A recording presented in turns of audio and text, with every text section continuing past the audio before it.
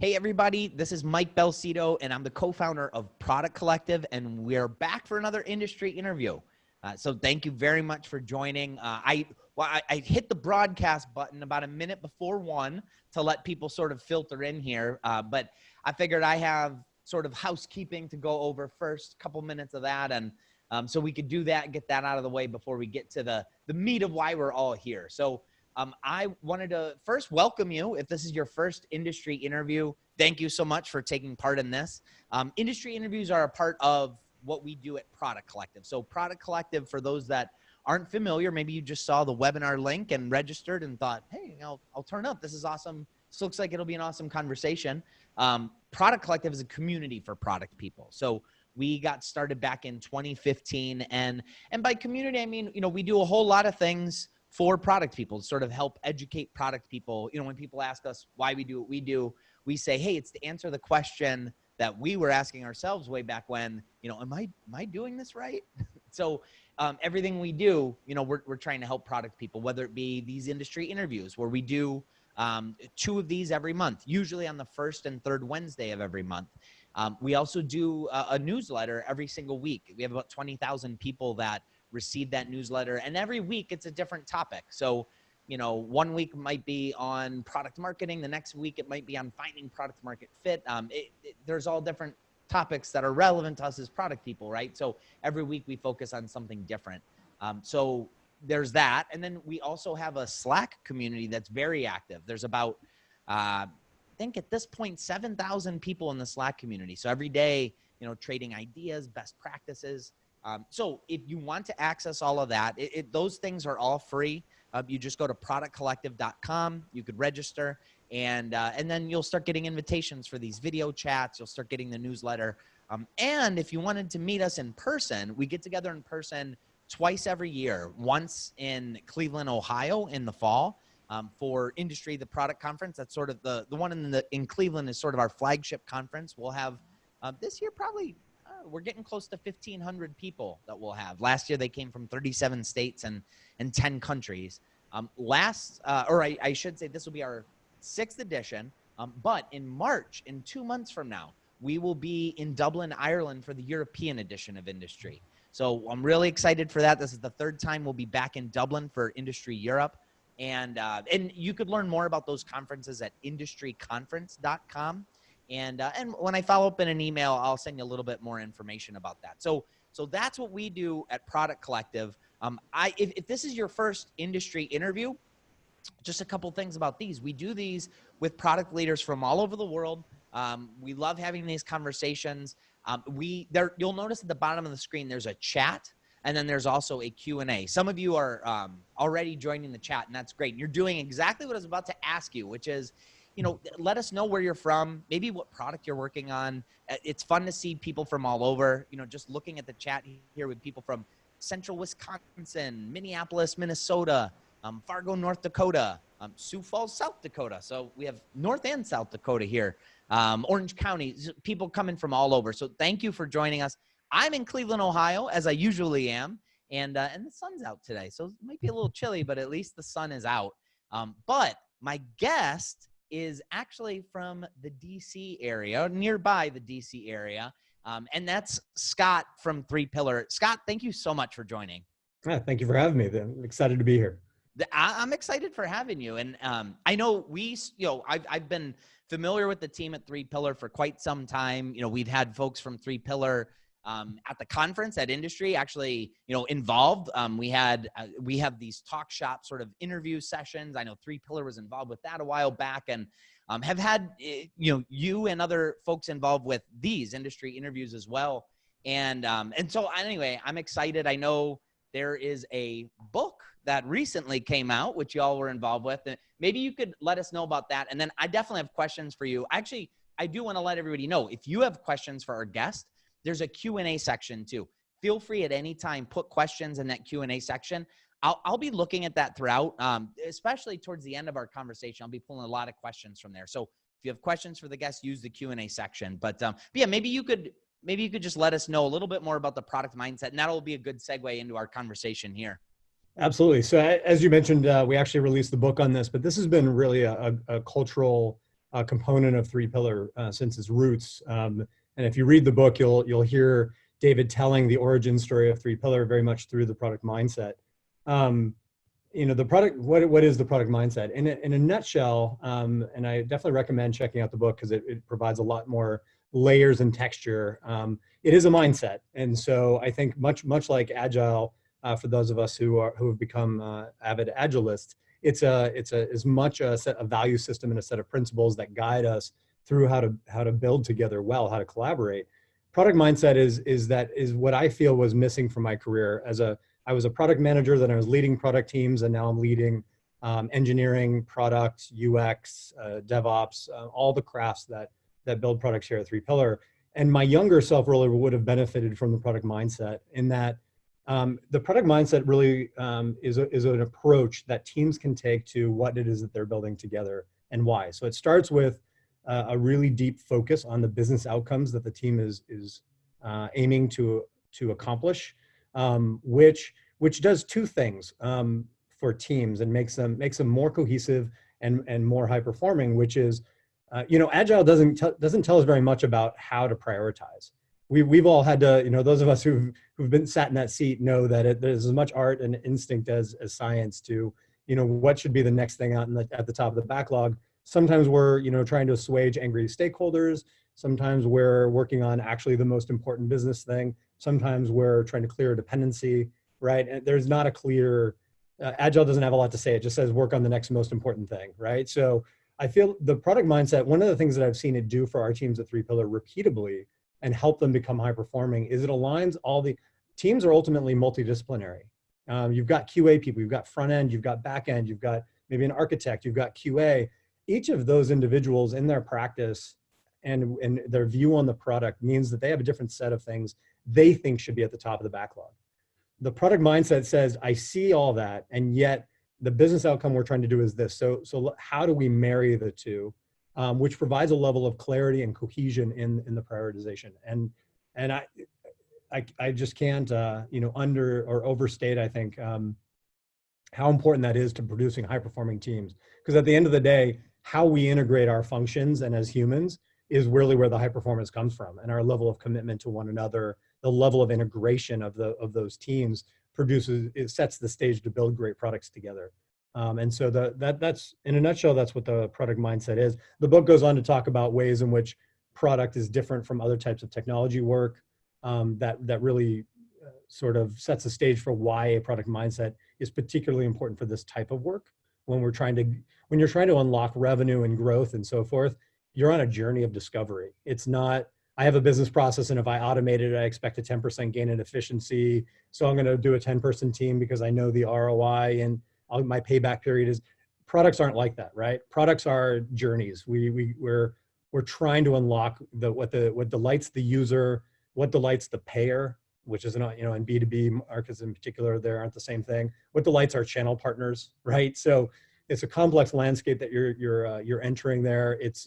We have a notion, we have a hypothesis, and we have a team, and that really makes being clear about your business outcomes really important, because you can unlock creativity, new ideas, fresh thinking. So I think in a nutshell, that's what the product mindset is all about. Yeah, that's great. Let me ask you, so when it comes to putting that into practice, I imagine some people, you're maybe they read the book or they're going to listen to this talk and they're thinking, well, this makes a lot of sense, but what do we do with this? And I'm curious, like when people do put these principles into practice, like what is the right way to do it, and what often goes wrong? Like what are mistakes that people might make along the way? So we might be able to look out for those. Yeah. So I think a good way to approach this is, the younger version of myself really felt like I was responsible for the product, for the vision of the product, and for leading the team through that. And while that was true, some of my greatest moments building products came when folks deep in the trenches came to me and said, Scott, I've been thinking about what you've been talking about, and I'm watching the work, and I have some ideas, or I have some thoughts, or a great example is I had a QA lead come to me once and say, look, I'm going to pass this ticket, but I don't think that we're the spirit of what you were trying to accomplish when you talked about this at release planning. I don't think that's what this is accomplishing. And let me tell you why. And one of two things would happen in those cases. I'd either get a chance to clarify why this is aligned with the spirit of where I want to go, or I get this wonderful aha moment like, oh my gosh, you're right.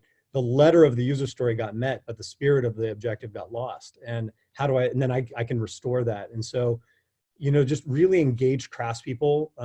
We'll build better together. My requirements, I used to always say the stuff that I write, 20% of it is wrong. It's up to the team to help me find the 20%. If I knew which 20% it was, I would have already exercised it from the backlog.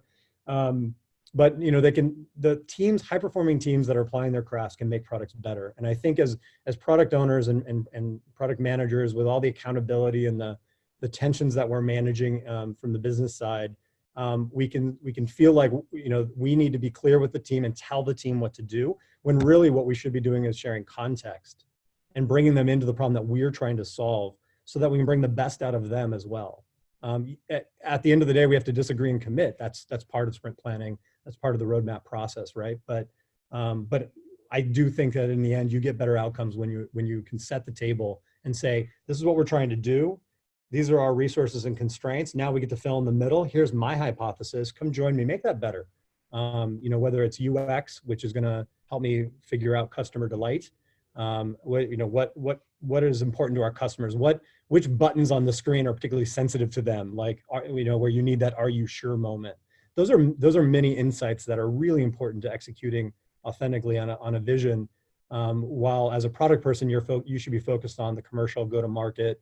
How do we talk about our product? How do we position it? Who are our partners?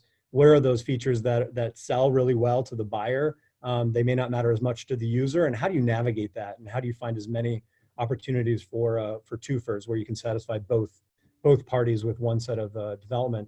So there's lots of room here for good craftspeople to be able to join your journey and fill in the parts of your vision that frankly aren't your specialty.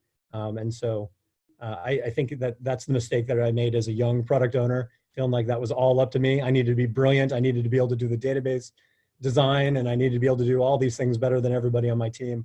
And ultimately, I would have been better served by a more open invitation model. I'm sure I've made that mistake too. And I've made a lot of mistakes when it comes to being a product person, but it's definitely a common one. So, I don't think you're alone in that. I was curious. And actually, first, before I even ask this next question, just another reminder to everybody. I saw one question come in, and I'm going to address questions in just a little bit. I have a few more for Scott. Keep those questions coming in the Q&A section. I would love to address as many of your questions as I can. And once there's a bunch of questions there, you could vote on questions, so I can make sure I'm asking Scott the questions that you all want to hear. So definitely do that in the Q&A section. But the one question I wanted to ask you is, in the description of this session, when we were planning this, there was a line about how oftentimes details get overlooked. And, I was curious about, from your perspective and going through, as you and your colleagues all research, for the product mindset, what details do you often see that get overlooked? And why do you think we overlook those details as product people? Well, and I think that last part as product people is really important, because I think each craft has its blind spots. When it's back-end engineering, I would say we often forget that our front end has to consume it. And we don't design our APIs to be easily understood by people who didn't build them. For example, we don't think about the customer experience in that case. Just to pick a case. As product people, I think one of the situation that I see that really can drive me crazy, because it's such a missed opportunity, is when we don't internalize the importance of what I'll call scaffolding. And so this is a great example of a place where, gosh, if I had known what I know now, then I would have operated so differently, and I would have been so much more successful building products than I am than I was. Which is for product owners and product managers to really appreciate the value. I'll give you a metaphor or an actual story. This happened to me. I was building a shack in Costa Rica on a buddy of mine's. He bought a piece of land down there and asked me to come down and help him build this shack. So he had a place to throw his surfboards while he wasn't there. he wound up recruiting somehow 4 construction guys that were visiting from Newfoundland to come and help us roof it, to put a roof on this thing. It's a hilarious story. It can only be true because I couldn't make this up. These 4 guys spent, they only had 4 hours till they had to leave. They're like, look, we'll give you 4 hours of our time. We'll give up surfing and come do this for a case of beer. And they spent the first hour and a half of the 4 hours just putting scaffolding up.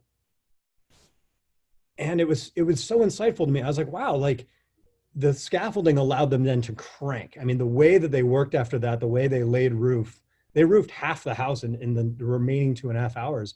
And it just made me really appreciate the scaffolding. The corollary for us is DevOps, code pipeline automation, environments, our coding standards, our branch strategy, right? These are the things that are the scaffolding of teams that are building products. And as a product manager, a lot of times we can say, oh gosh, you guys have gone all technical and this is not stuff I care about. Remember, we have features to build, right? And I've seen teams work that way. And it's like, yeah, that's real important. But if you forget about our ability to the scaffolding, you'll lose sight of what I call the throughput myopia. Agility, ironically enough, calls it velocity when we're really talking about capacity, right? Like velocity in agile terms is really how many story points can a team do over an increment of time, which is capacity. Velocity would be cycle time. How long does it take an engineer to go from, picking up a user story to being able to merge code into the branch or even deploy it to production, depending on how you want to measure it. And that's true velocity. So which also then from a business perspective, now I have the tools with the product mindset to be able to articulate, like, in the digital economy, one of your greatest competitive advantages is to be able to react to new information quickly. If I know I have a defect in production and the fix takes my engineer a half an hour, how long before the customer gets the benefit from that half an hour of investment? And a lot of companies, the answer is months, because the set of things that you have to go through so that we have a predictable release that we all believe is, okay, we're safe, we can press go, right? So those investments in code pipeline automation, merge, security, dynamic and static automated testing for security vulnerabilities, right? All of those things increase our confidence on pressing go on dev work that's done and then getting value back into the hands of users. In the digital economy, that kind of velocity is really meaningful. So, I think, I said a lot there, but what it comes down to is the craft of building and understanding the scaffolding that makes us move fast. That feeling of speed, that we made a decision in the boardroom and we see code in production within a matter of weeks or days or minutes. That's real speed. And that's not capacity. That's cycle time. So I really would love to see us as product owners really take that seriously and support engineers as they try to figure out how to make the right investments to achieve that, because it is a business game. Yeah, I love that. I love thinking about velocity is not, because I've definitely been in situations where, velocity was a metric, but it was just really measuring like how fast we're doing stuff. But it's like, well, are we doing the right things? And are those things actually helping our customers? Like that there weren't metrics for that, right? But we were fast, right? So I like thinking about it maybe a little bit differently than how oftentimes velocity is thought of. So I thank you for bringing it up like that. Yeah. One of the things I wanted to ask you is, part of the product mindset, right? It's these principles that we can live by, but we have to put them into practice. And what I'm curious about is when we do start to put things into practice, and that might translate into building a new feature or building a new product. How much sort of information do we need before we can act on something? So we might do customer research, but it's like, how much customer research? I'm curious if the product mindset, like the framework sort of covers this, or just what your take on that is. Yeah. So, one of the things I think is, how much is enough is a great question. And certainly there's a lot of research about if you do truly randomized, user research, then you can actually do a lot with a small n size. So I'll leave that to the UX research experts to talk about, which we have here. And the n size is surprisingly small, that you can actually glean a lot of insight from a small batch. The one thing that I will say though that I think is so important is that the real competitive advantage is just not technology anymore. And it's interesting to say this, but I've been proven out on this so many times. Like, there's always new shiny objects in technology. Today, it's blockchain, IoT, it's AI and cloud. But the fact is that no matter which technology hurdle we cross, and which thing we're able to do new, what new tool we put in the box, everyone else has that tool too. And so the lead is not in technology. The real lead that I feel and have really tried to work on unlocking is insight about the customer. If you can understand your users, their behaviors better than your competitors, they can copy your features, but if they don't understand why, they'll always be copying your features. And even better, they'll copy them wrong. They'll miss the nuance. The psychological insight, the mind mapping that you can gain from good UX research is really potent. And I feel like that's the real competitive edge that is non-replicable unless they steal your people. So, treat your people well. So the question, the direct question you asked around about how much research to do before you act, you just have to have enough to have confidence in it. To find that insight actionable. And so that's tricky for people, right? You're always working with a smaller end size, and having navigated the space enough that there's always a reason why someone's going to say, why don't you do a little more research? But I think as a product owner, you always have the chance to get that information into your teams and you can even take micro bets. Okay, well, if this were true, what would also be true? And can we run micro experiments these aren't big roadmap changes necessarily. Like it isn't always at the level of are we inventing a new business or product line? It can be at the feature level. Like, I really think our users will appreciate, co-locating this information, and that there will be an efficiency gain there. And there's micro experiments that you can do with that kind of stuff, and sort of prove it out. And I think those are empowering concepts, because then the team can say, I realize our stakeholders don't believe it, but I do, and this is what we're going to do about it. Great. No, I appreciate that. I want to take a couple audience questions now. So actually, if y'all have more questions for Scott, keep them coming in. I think we'll have time for, a good few questions here. One of the questions was, and this is specifically for an engineering team that maybe they just want to build. They like building, they're set on building. So the question is, how do you get that engineering team or other technical teams to allow the time for the scaffolding, as you put it, Scott? And again, in this case, they said, hey, our engineering team might not have much patience for the planning. They just like to do. So how do we encourage our team members on the technical side to put in that planning work?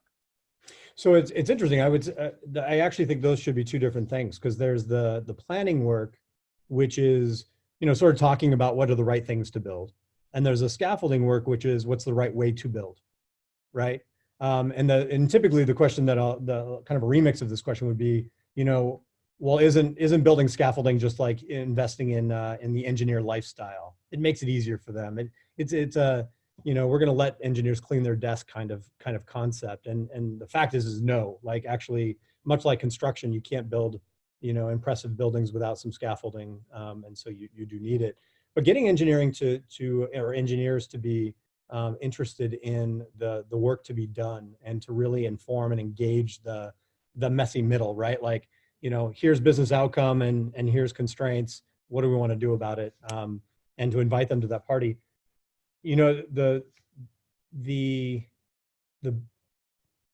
I definitely find that different engineers present differently in terms of their willingness to go into the white space. A lot of them want, like, hey, if you give me clear requirements, I'll get you quality code. That's how this works, right? There's a certain amount of engineers that approach it that way. But I have found that when I step back and I present the challenge before I start talking about what I think our answer to the challenge is going to be, and I provide that uncomfortable pause, there's a certain subset of engineers that'll step forward and be like, have we thought about this? And what about that? And that curiosity and that courage to step in there, it does require courage. Engineers are not necessarily all, the business leaders that just haven't gotten there yet, right? They're like, no, they came to engineer. But I have found that if you leave that uncomfortable space, some of them will self-present. People who they just want to do more. I believe engineers at the end of the day, they want to impact something bigger than themselves. And so if you create that space, you create that invitation, you'll get some interesting creativity and be surprised. And that's kind of what happened to me is certain courageous people throughout my career stepped forward and said, I heard you talking and I just couldn't help but think about this. And I'm not sure what to do with this notion, but I have this idea, and really big stuff came out of those moments. And so then I started practicing shutting up, quite frankly. Well, I have another question that came in, and it's a good one. It's, at what point do you stop something that isn't right? Is there such a thing as stopping too late? Maybe we made the call, we're going to move forward with this, but then we get some information that tells us otherwise later on in the process, but we're already in that process. So and I don't know if that's a part of the product mindset, but just maybe you could give your take on that. Yeah, and the product mindset doesn't say as much about this, but I'm a firm believer and think that as product folks, we have to take the courageous decision. One of the things that I've always preached to my teams, and I do here as well, is what we do is expensive.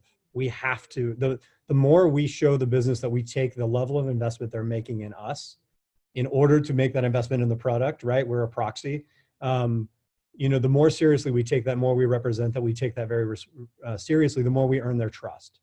And so when we feel like something's off kilter, and at a micro level, we know this to be true.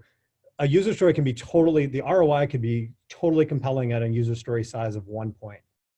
But at 21 points, there's no way I would ever have invested in it. And we all have I'm sure we could share plenty of stories of the 1 point story that became the 21 point story. It happens plenty of times. And so constantly reevaluating ROI. Like when we set out on this journey, we thought this was fairly simple. It's turned out to be a hornet's nest. It doesn't feel right. And this is where I think you have to let your instincts also guide you. I don't think the business wanted this so badly that the ROI is sufficient for this. I think we need to pause, pull back, show our responsibility. Every minute we spend on this as a unit is a lot of money. I mean, the fact is any team of any size it costs a lot of money to do what we do. And so I think taking that seriously, I think you pull the plug as soon as you feel, this doesn't feel right. And I think we need to pause and take that seriously. So I think that it takes courage to do that. Someone was obviously a stakeholder that was behind doing that. And so I definitely don't say that lightly, but I think it's a really important part of the role. Yeah, it takes a lot of courage to do something like that. But we're product people. We're definitely not here because we're thin-skinned, right? Hopefully. We're getting close to the end of our session. I want to take one more audience question, and then I have just sort of a last parting sort of question to sort of leave for everybody too. But the audience, this is actually a combination of a couple that came in the chat. Earlier in the chat, somebody had brought up the concept of product ops, which is kind of a hot thing right now, or at least it seems to be.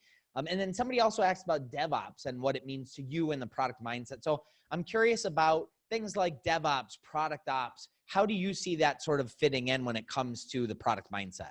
Yeah, totally. So, and gosh, the number of times I've had CEOs because all of my career has been at product companies, and CEOs have pressured me to do something organizationally around ops versus build, and innovation versus ops, which I'm like, oh, there's a lot to not like about that separation. But here's the underbelly of all of everything that I'm talking about, which is a rich integration. The richer the integration, the more authentic the integration of all the crafts that it takes to produce and maintain great products and serve clients and serve stakeholders and serve channel partners, and right, like we have to, the product needs to be it's an integrated ecosystem that's satisfying the needs of a lot of different people. And then on the build side, integrating the build process, the operationalization, customer success, right? There's a lot there. The more integrated, the better. So my view on all of this is separation is fine where you need it, because you just have to have specialization and capacity management, but integration. If it's not integrated, it's not going to give you the benefit.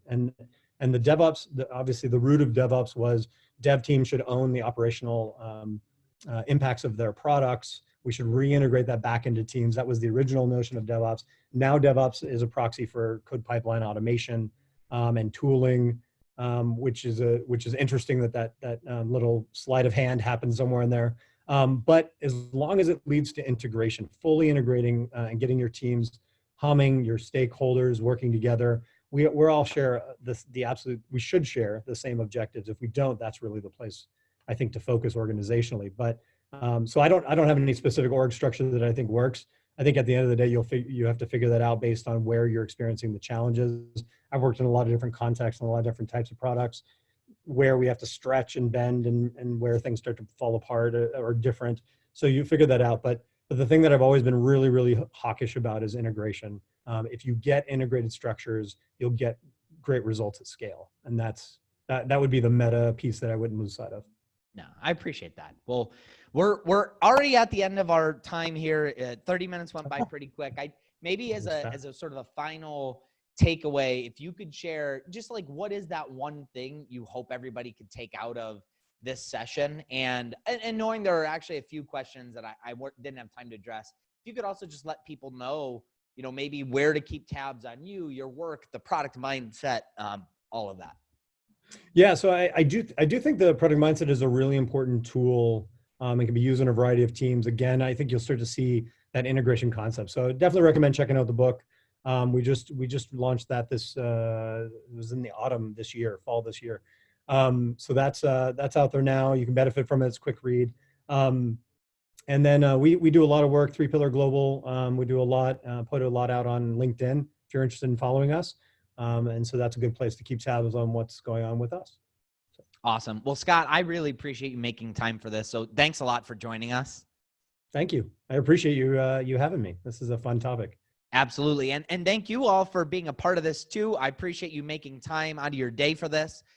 Again, I'll send you an email later on with the recording for this. Also some links that Scott and his team sent me that I think might be helpful as well as info on Industry and Product Collective. So keep an eye out for that. And you could join us for a future industry interview too. We've got 3 coming up that are planned with April Dunford, who was top-rated speaker last year at Industry, and she'll be speaking at Industry Europe. Hubert Palin, who's the CEO of Product Board. And also we haven't even really announced it yet, but it just went live today. There'll be one with Heaton Shah. So we're excited to have Heaton with us as well. So keep an eye out for that. And until next time, I'll see y'all later.